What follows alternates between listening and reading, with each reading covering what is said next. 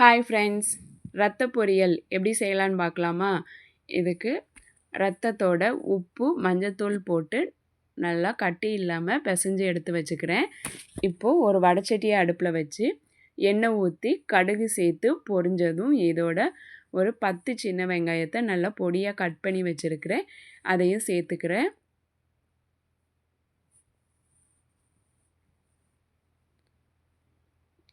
வெங்காயம் சேர்த்து நல்லா வதங்கினதும் இதோட பிசைஞ்சு வச்சுருக்கிற ரத்தத்தையும் சேர்த்து மிக்ஸ் பண்ணிக்கிறேன்.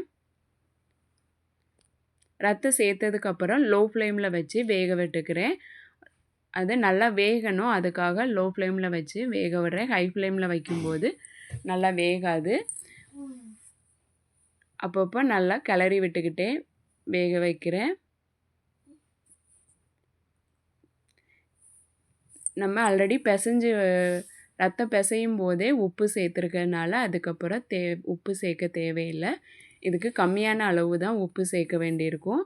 ரொம்ப உப்பு சேர்க்கக்கூடாது, ரொம்ப உப்பு சேர்த்தா உப்பு அதிகமாயிரும்.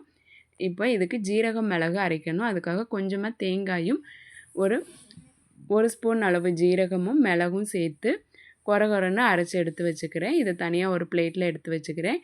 இப்போ அதே மிக்ஸி ஜாரில் ஒரு 100 கிராம் சின்ன வெங்காயத்தை ஒரு சுற்றி எடுத்து வச்சுக்கிறேன்.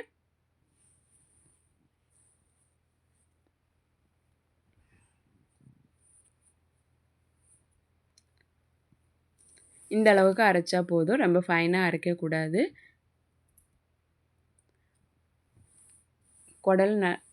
ரத்தத்தை நல்லா மிக்ஸ் பண்ணி விட்டுக்கிட்டே இருக்கிறேன்.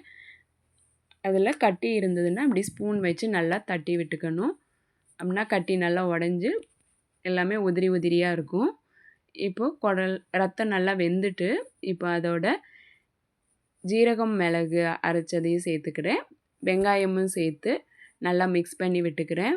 இது ஒரு 5 மினிட்ஸ் அப்படியே லோ ஃப்ளேமில் வச்சு வேக விட்டுக்கிறேன். 5 மினிட்ஸ் கழித்து இதோட கொஞ்சமாக தேங்காய் பூ திருவி வச்சுருக்கிறேன், அதையும் சேர்த்து நல்லா மிக்ஸ் பண்ணி விட்டுக்கிறேன். இந்த ரத்தத்துக்கு அதிகமாக தேங்காய் பூ, சின்ன வெங்காயம், ஜீரகம், மிளகு இதெல்லாம் சேர்த்தா தான் நல்லா டேஸ்ட் இருக்கும். அதனால் இது முடிஞ்ச அளவு அதிகமாக சேர்த்துக்கோங்க. ஹெச்பி கம்மியாக இருக்கிறவங்க இதை அடிக்கடி சேர்த்துக்கலாம்.